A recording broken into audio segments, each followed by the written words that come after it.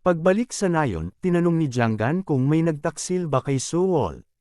Bilang tugon, ipinaliwanag ni Sowol na sinubukan niya ang mga tao sa paligid niya, inaasahan niyang susubukan nilang nakawin ang kanyang mga kasangkapan ng Dharma tool. Nakakagulat, hindi nila siya pinagtaksilan, bagkus ay nagpakita sila ng taos-pusong pagsisikap na pagalingin siya. Tinanong ni Jianggan kung natalo na ni Sowol ang malaking conch spider. Kinumpirma ni Sowol ang tagumpay at binanggit na nakuha niya ang Seren Bamboo na nangangahulugang nagsisimula na ang proseso ng pagkuha para sa Eternal Youth Danpil. Dagdag pa niya, nakalikom sina Solji at Boyong ng napakaraming halamang gamot para sa paggawa, kaya't pinag-isipan ni Sowol na gumawa ng ilang Danpils bilang pagsubok.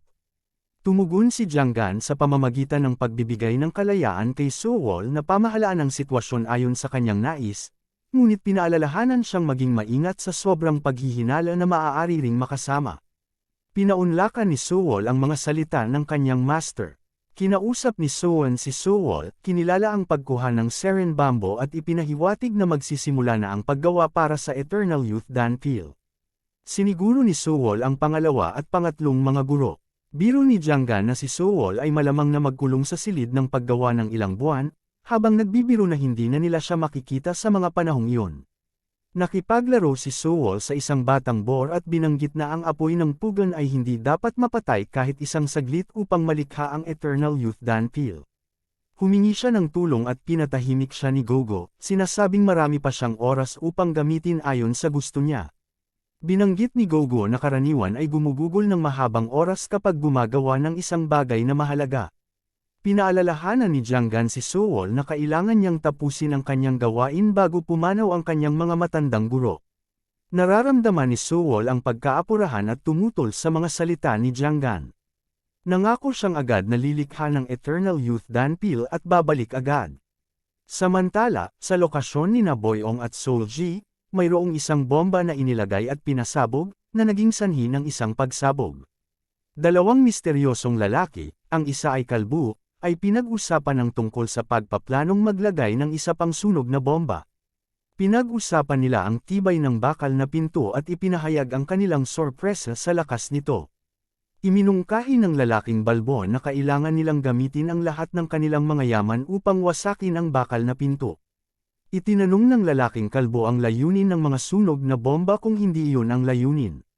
Sumang-ayon ang lalaking balbon sa damdamin ng kalbo. Ipinahayag ng kalbo na bilang mga lalaki, hindi sila maaaring magkasamang manirahan ng walang katapusan, na iminumungkahi na lumipat sila sa kagubatan ng mga hayop. Iminungkahi niyang takutin nila ang dalawang individual para patayin si Jianggang at pagsilbihin sa kanila ang kanilang mga pangangailangan. Sumang-ayon ang lalaking balbon, kinikilala na ang mga sunog na bomba ay dinala para sa isang mahalagang sandali, na kinukumpirma ang plano ng kanyang kapatid. Inilagay ng lalaking balbon ang bomba habang inihampas ng kalbo ang kanyang sulo, pinupuri ang gawa.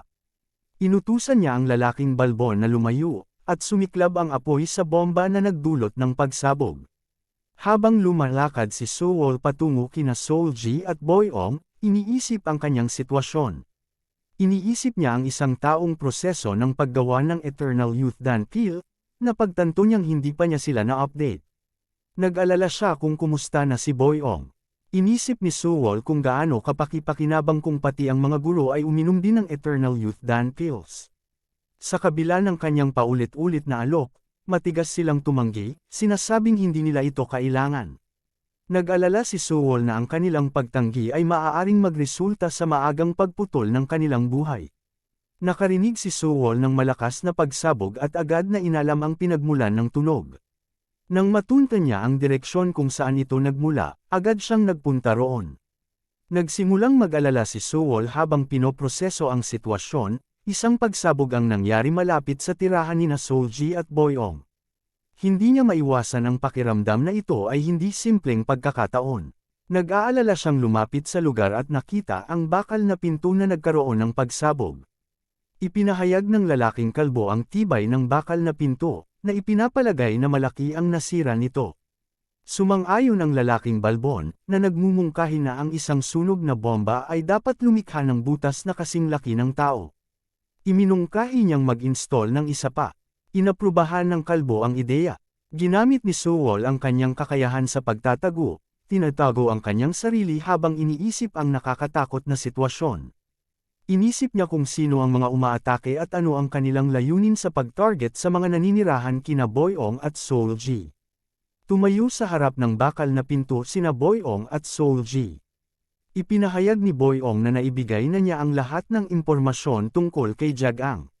Sinabi niyang natamo ni Jagang ang nararapat na kamatayan, at tinanong kung bakit sila tina-target at sinisira ang kanilang tirahan. Galit na sumigaw ang lalaking kalbo kina Boyong at Seolgi, tinatanong ang paulit-ulit nilang mga paliwanag. Ipinahayag niyang hindi siya sigurado kung ang pari ay karapat-dapat na mamatay. Inaakusahan sila ng paggamit ng duwag na pamamaraan upang patayin ang kanilang pari. Hinatulan niya ang kanilang mga aksyon. Napagtanto ni Sewol na naghahanap ng paghihiganti ang mga umaatake bilang ganti para kay Jagang. Hinala niya na hindi isiniwalat ni Boyong at Seolgi ang kanyang kinalaman. Ang kalbong lalaki, sa matinding galit, ay nag-utos kina Boyong at Seolgi na pagsilbihan sila upang makabawi sa kanilang mga umano'y kasalanan. Pinag-isipan ni Sewol ang sitwasyon, napansin niya na mukhang bihasa ang dalawang umaatake at mga alkamistang isinilang mula sa langit. Tinatanong niya ang kanyang susunod na hakbang, alinsunod sa payo ng ika-4 na master na huwag ilagay ang sarili sa panganib upang tulungan ang iba. Nahaharap si Sewol sa isang mahirap na sitwasyon sa kung paano susulong. Nagtatalo siya sa sarili, hindi niya kayang manatiling walang ginagawa dahil nangako siyang magbibigay ng Eternal Youth Dan Pills. Habang iniisip kung kailan at paano tutulong, pinag-isipan niya ang tamang paraan sa pagharap sa sitwasyon. Ang kalbong lalaki, nagpakita ng pagiging agresibo, ay binaliwala ang anumang paliwanag. Nagtangkang gamitin ang kanyang espada na may kasanayang sunog-sulo at naglunsad ng atake, inutusan sila na sumuko ng tahimik. Bilang tugon, tinaas ni Seolgi at Boyong ang kanilang mga kalasag upang ipagtanggol ang kanilang sarili. Binalaan ni Boyong si Seolgi tungkol sa nangyayari sa likuran nila, na ikinagulat nila nang mapagtanto nilang napapalibutan sila. Tinukso sila ng kalbong lalaki, itinuro ang kanilang kawalan ng pakiramdam, na nagpapahiwatig na sila'y nakulong at walang paraan para makatakas. Inakusahan ng kalbong lalaki sina Boyong at Seolgi na nagdulot ng kamatayan ni Pari Jagang. Bilang tugon, iginiit ng mabalahibong lalaki na gumamit sila ng mapanlinlang na taktika. Sa halip, iminungkahi ng kalbong lalaki na sumuko na lang sina Boyong at Seolgi ng mahinahon dahil wala na silang paraan upang makatakas.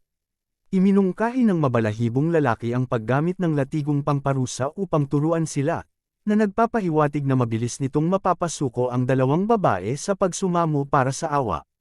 Biglang lumitaw si Sewol at mahusay na hinarap ang sitwasyon. Nakilala ng mabalahibong lalaki ang Tinong Jade na baston bilang pagmamay-ari ni Pari Jagang. Nagulat sa pagdating ni Sewol, umatake ang mabalahibong lalaki gamit ang kanyang sandata. Bagamat sinubukang tabasin ni Sewol ang sandata ng lalaki, nahirapan siyang magtagumpay. Nilate siya ng mabalahibong lalaki, tinawag siyang hanggal sa pagtangka na putulin ang letigo gamit ang karaniwang espada. Buo ang determinasyon ng mabalahibong lalaki na turuan si Sewol ng leksyon at tinawag siya upang ihanda sa pagbibigay ng mabigat na hampas. Sa mabilis na atake, nataman si Sewol sa tiyan. Napansin ng mabalahibong lalaki ang kakaibang estilo ni Sewol sa pakikipaglaban, kaya nagtaka siya. Samantala, pinahalagahan ni Sewol ang pagkilos ng mabalahibong lalaki sa paglapit ng kanilang distansya. Laking gulat ng mabalahibong lalaki na ang kanyang atake ay hindi nagdulot ng bali ng tadyang kay Sewol. Pinalabas ni Sewol ang kanyang kakayahan, ang matinding tensyon ay nagdulot ng pagkalito sa mabalahibong lalaki. Nagtanong ang mabalahibong lalaki tungkol sa kakaibang teknik, at bilang tugon, ginamit ni Sewol ang kanyang energy burst skill at nadaig ang mabalahibong lalaki, nagtamo ng matagumpay sa kanilang labanan. Sumigaw ng pagkabalisa ang kalbong lalaki habang nasaksihan ang pagkatalo ng kanyang kasama. Nakatayo sina Boyong at Seolgi sa tabi ni Sewol, handang harapin ang kalbong lalaki. Nagpahayag ng ginhawa si Boyong sa pagdating ni Sewol, na tinugon naman ni Sewol ng pasasalamat dahil hindi siya huli sa pagdating. Sa galit, naghanda ang kalbong lalaki para sa nalalapit na labanan. Inihanda ni Sewol ang kanyang sarili, naaalala ang kahalagahan ng kanyang puting espada ng gagamba na gawa sa shell ng dakilang corn spider. Mayroon din siyang firebomb na katulad ng ginagamit ng kaaway. Sa pagkakatayo ng kalbong lalaki ng nag-iisa, kampante si Sewol na may matibay na pagkakataon silang magtagumpay kasama sina Boyong at Seolgi. Sa galit ng kalbong lalaki sa pakikialam ni Sewol, napagtanto niyang tinulungan nina Boyong at Seolgi si Sewol, kaya't isinisi sa kanila ang pagkamatay ni Pari Jagang. Nangako ang kalbong lalaki na ipaghihiganti ang pagkamatay ng mga pari sa pamamagitan ng dugo ni Sewol. Nilikha niya ang isang pagsabog, kaya't tumalon sina Boyong, Seolgi, at Sewol palabas upang makaligtas. Nabanggit ng kalbong lalaki na kung hindi nakialam si Sewol at iniwan sila, matagal na niyang nalipol ang lahat. Iminungkahi niya na kung puputulan nila ang leeg ni Sewol sa sandaling iyon, bibigyan sila ng espesyal na pabor. Sabay-sabay na ginamit nina Boyong, Seolgi, at Sewol ang kanilang mga kakayahan upang atakihin ang kalbong lalaki, ngunit madali itong ipinagtanggol ng kalbong lalaki at tinukso sila sa kanilang mga pagsisikap. Pinagdudahan niya ang bisa ng kanilang mga atake. Sinisi sila sa pagkamatay ng dalawang pari, na inaakusahan silang gumamit ng maruruming taktika. Tinukso sila ng kalbong lalaki, sinasabing hindi nila siya kayang saktan. Napagtanto ni Sewol na hindi epektibo ang kanilang mga pag-atake dahil sa apoy na harang na pinagkakatiwalaan ng kalbong lalaki para sa depensa. Nauunawaan ang sitwasyon, nagdesisyon si Sewol na gamitin ang dala niyang firebomb upang labanan ang harang. Inihagis ni Sewol ang firebomb patungo sa kalbong lalaki, na napansin agad ang banta. Napagtanto ng kalbo ang posibleng panganib kung haharanggan niya ang bomba gamit ang apoy na harang, kaya't mabilis siyang umiwas sa paparating na pasabog at naiwasan ang pagsabog. Tumawa ang kalbong lalaki sa firebomb, tinatanong ang bisa nito dahil sa inaasahang landas kumpara sa mga karaniwang gamit ng Dharma tool. Gayunpaman, sa kanyang pagkagulat, ngumiti si Sewol at mabilis na binawi ang bomba, na biglang binago ang direksyon nito. Itinuro ni Sewol ang kahinaan ng kalbong lalaki dahil sa sobrang pagtitiwala nito sa apoy na harang. Habang papalapit ang bomba sa kalbong lalaki, sumabog ito, nagdulot ng malakas na pagsabog. Sa pagninilay ng tagumpay, kinilala ni Sewol ang puting espada ng gagamba at sapot ng gagamba sa pagpapadali ng laban. Lumapit si Sewol kina Boyong at Seolgi, tinanong kung sila ay maayos. Nagpahayag si Boyong ng pasasalamat, sinabi na 2 beses na silang sinagip ni Sewol at nagtataka kung paano nila mababayaran ang utang na loob. Lubos na naantig si Seolgi at niyakap si Sewol ng mahigpit, nagpapahayag ng taos-pusong pasasalamat para sa kanyang mga nagawa. Ibinunyag ni Seolgi na sa loob ng 1 taon, inakala nilang patay na si Sewol hanggang kamakailan lamang. Tumawa si Sewol bilang tugon, nagpapahayag ng ginhawa na nakarating siya sa tamang oras at natupad ang pangakong ginawa niya sa kanila. Nagtaka si Seolgi sa pahayag ni Sewol at humingi ng paglilinaw tungkol sa pangakong tinutukoy niya. Sa kanilang tirahan, pinuri ni Boyong si Sewol sa matagumpay na pagkuha ng Dan. Pinagtibay ni Sewol ang nagawa at tinupad ang kanyang pangako sa pamamagitan ng pag-aalok ng 1 pildores sa bawat isa sa kanila. Nagulat si Boyong sa ideya ng pagkonsumo ng Eternal Youth Dan pills, itinuturing ito bilang isang di inaasahang pagkakataon. Sumang-ayon si Seolgi, nagpapahayag ng pagkagulat. Sinabi ni Sewol ang kanilang tulong at binanggit ang paglikha ng isang bahagi ng Dan seal upang makatulong sa pag-aalaga ng kanilang enerhiya bilang pagsubok. Nagpahayag si Boyong ng pasasalamat para sa ginawa ni Sewol. Ipinahayag ni Sewol ang kanyang hangarin na kunin ang Dan mula sa mga halamang nakolekta nina Boyong at Seolgi tulad ng napagkasundoan, ngunit siya ay nag-alinlangan kung naaangkop bang angkinan niya ang kanilang pamana. Bilang tugon, pinayapa siya ni Seolgi, sinasabing nagtitiwala sila kay Sewol. Sumang-ayon si Boyong, binigyang diin na 2 beses na silang iniligtas ni Sewol. Kinilala ni Sewol ang kanilang tiwala at pangunawa. Gayunpaman, itinuro niya na ang pagkuha ng Dan mula sa mga nakolektang sangkap ay magiging isang matagal na proseso, tinatayang aabutin ng 5 taon bago makumplito.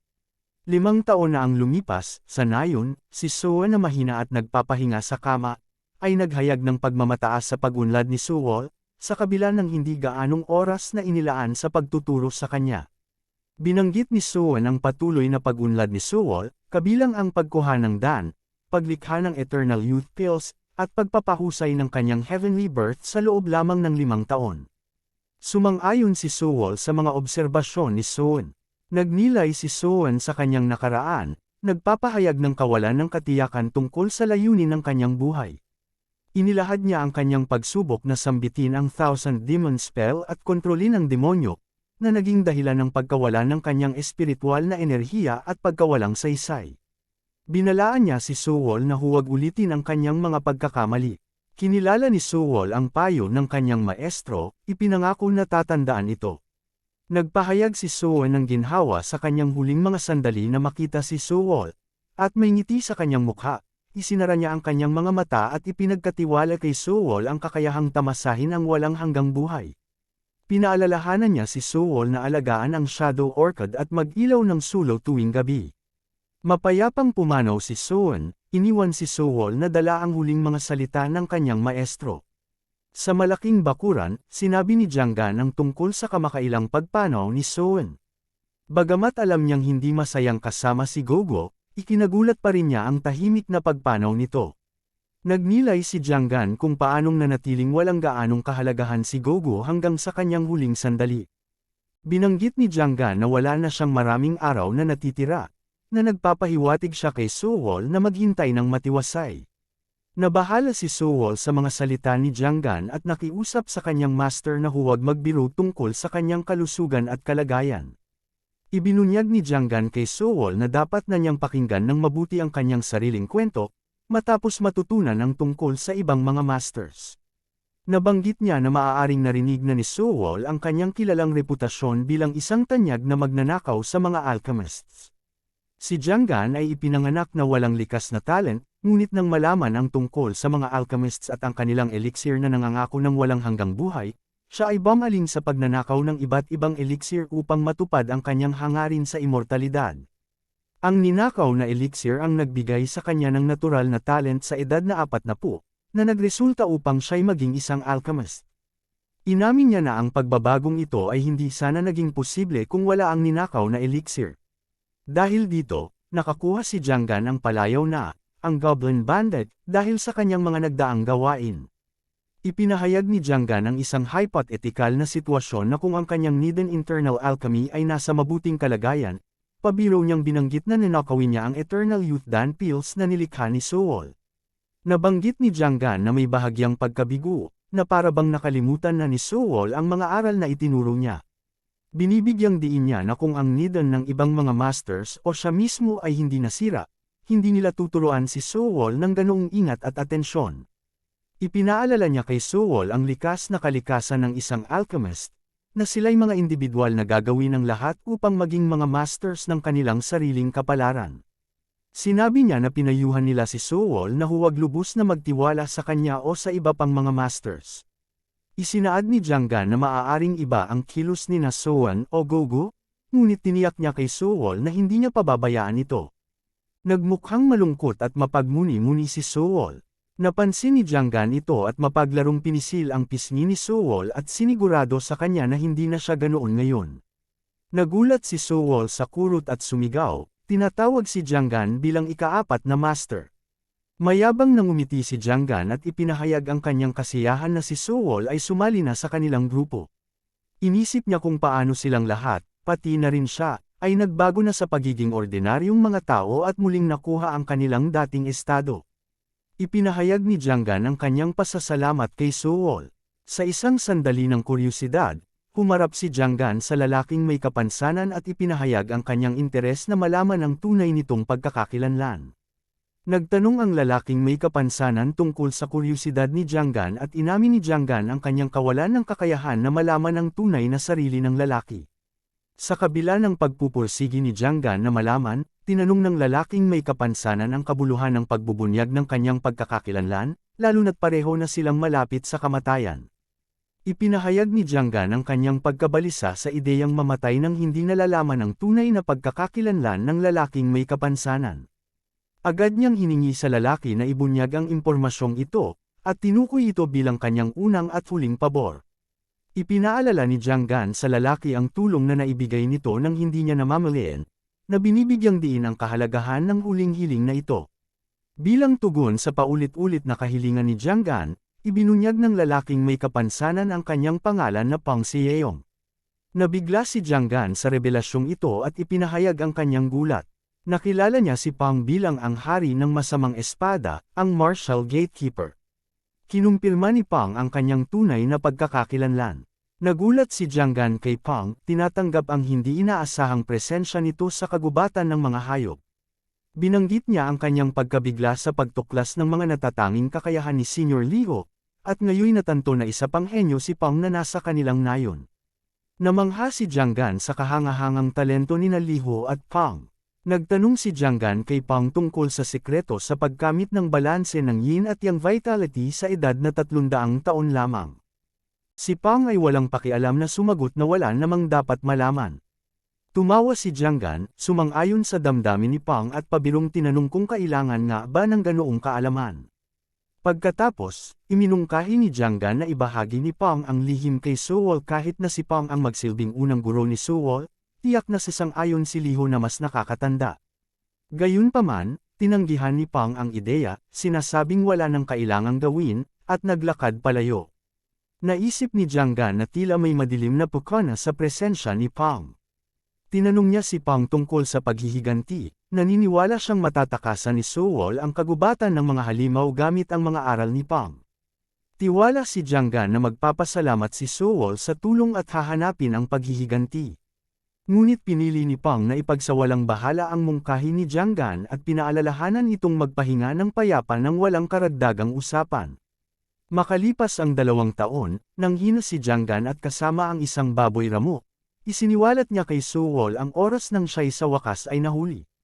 Inamin niya na ibinunyag niya ang mga lokasyon ng mga ninakaw na kayamanan upang mailigtas ang kanyang buhay, subalit na natiling lihim ang kinaroroonan ng pinakakakaiba at mahiwagang kayamanan. Nangako siya na isisiwalat kay Suwol ang tagwan ng susi sa 100 mga pagpipilian. Pinayuhan ni Jiang Gan si Suwol na tuklasin ang layunin ng kayamanan, binibigyang diin na ito'y magiging napakapakinabang. Sinabi niyang ito na ang huling tulong na maaari niyang ibigay kay Suwol. Hinimok ni Jiang Gan si Suwol na magsikap makapasok sa langit na palasyo, kahit na hindi ipasa ni Pang ang kanyang mga aral. Sinabi niyang maging mabuting tao si Suwol, tamasahin ang walang hanggang buhay, at sundan ang kanyang mga hangarin. Nangako si Jiang Gan na paprotektahan si Suwol sa susunod niyang buhay at hiniling ang pangunawa ni Suwol.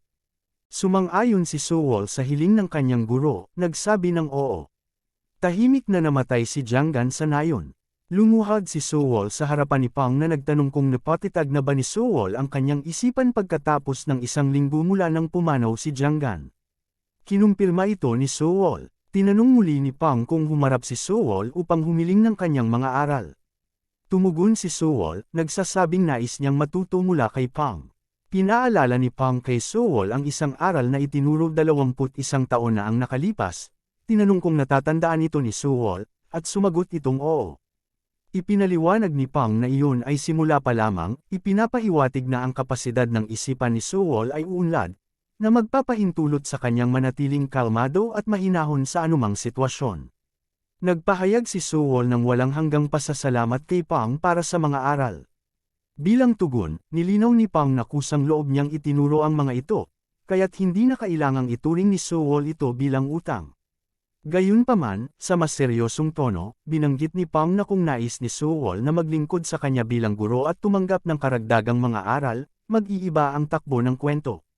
Nagtanong si Suwol kay Pang kung ano ang kanyang magagawa upang makatulong. Inilahad ni Pang ang 2 kondisyon, una, sundin ang payo ni Jiang Gan, kailangang mag-higanti si Suwol para sa kanya. Ibinunyag ni Pang na siya'y inatake ng mga hindi kilalang mga kalaban na nagresulta sa pagkawasak ng kanyang tirahan at pagkaputol ng kanyang 2 braso. Hiniling niya kay Suwol na tuklasin kung sino ang responsable sa kanyang kalagayan at mag-higanti para sa kanya. Tiniyak ni Suwol kay Pang na makakatakas siya sa kagubatan ng mga halimaw at gagawin ang ipinangakong paghihiganti. Inilahad ni Pang ang pangalawang kondisyon, ituturo niya kay Suwol ang mga sining ng Destruction Sword Arts, ang String Craftsmanship, Chant of Black Eyes, at ang teknik ng freehand sword. Matapos matutunan ang mga kasanayang ito, hiniling ni Pang na patayin siya ni Suwol gamit ang sining ng Destruction Sword Arts. Nagulat at nabahala si Suwol, hinanap ang malinaw na paliwanag. Muling binigyang diin ni Pang na ang pagpatay sa kanya ay ang pangalawang kondisyon.